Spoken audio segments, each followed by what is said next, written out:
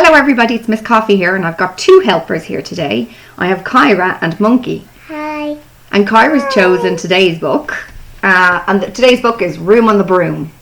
The author is Julia Donaldson and the illustrator is Axel Scheffler. Let's have a look.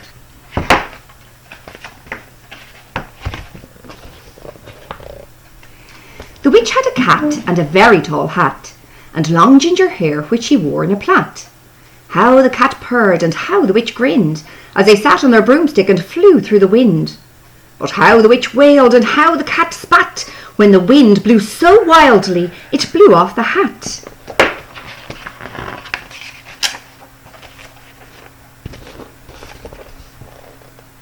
Down, cried the witch, and they flew to the ground. They searched for the hat, but no hat could be found. Then out of the bushes, on thundering paws, there bounded a dog with the hat in his jaws. He dropped it politely, then eagerly said, as the witch pulled the hat firmly down on her head, "I am a dog, as keen as can be. Is there room on the broom for a dog like me?" "Yes," cried the witch, and the dog clambered on. The witch tapped the broomstick and whoosh, they were gone.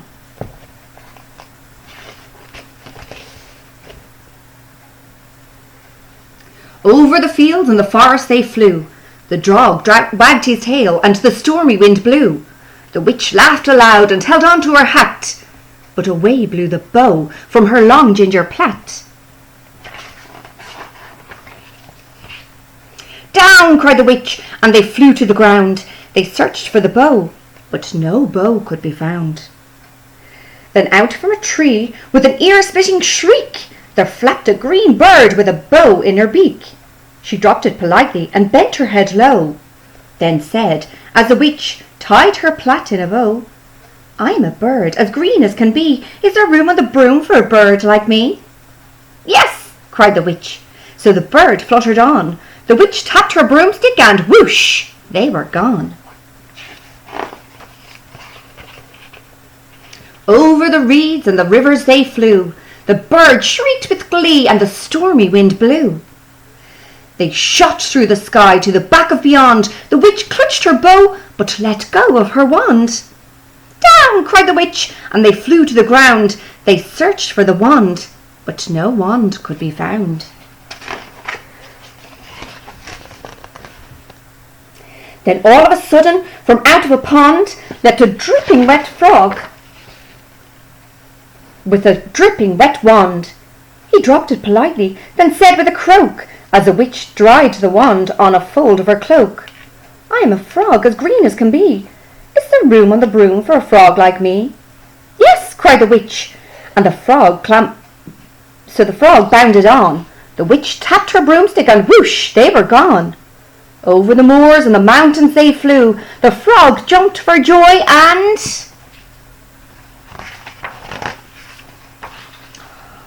the broom snapped in two. Down dropped the cat and the dog and the frog. Down they went tumbling into the bog. The witch's half broomstick flew into a cloud, and the witch heard a roar that was scary and loud. "I'm a dragon, as mean as can be, and I'm planning to have witch and chips for my tea." "No," cried the witch, flying higher and higher. The dragon flew after her, breathing out fire. "Help!" cried the witch, flying down to the ground. She looked all around, but no help could be found. The dragon drew nearer, and licking his lips, said, "Maybe this once I'll have witch without chips."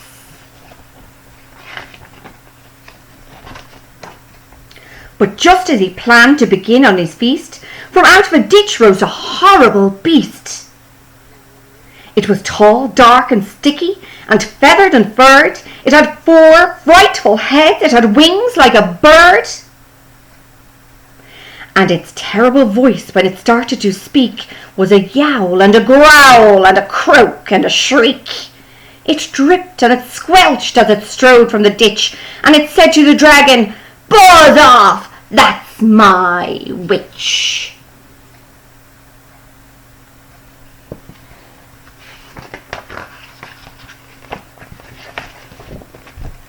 The dragon drew back and he started to shake. "I'm sorry," he spluttered. "I made a mistake. It's nice to have met you, but now I must fly." And he spread out his wings and was off through the sky. Then down flew the bird, and down jumped the frog. Down climbed the cat, and "Phew," said the dog. And "Thank you, oh thank you," the grateful witch cried. "Without you I'd be in that dragon's inside."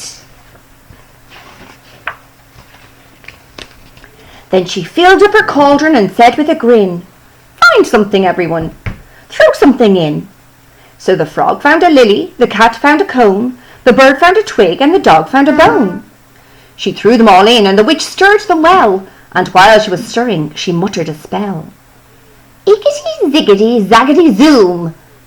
Then out rose a truly magnificent broom, with seats for the witch and the cat and the dog, a nest for the bird and a shower for the frog.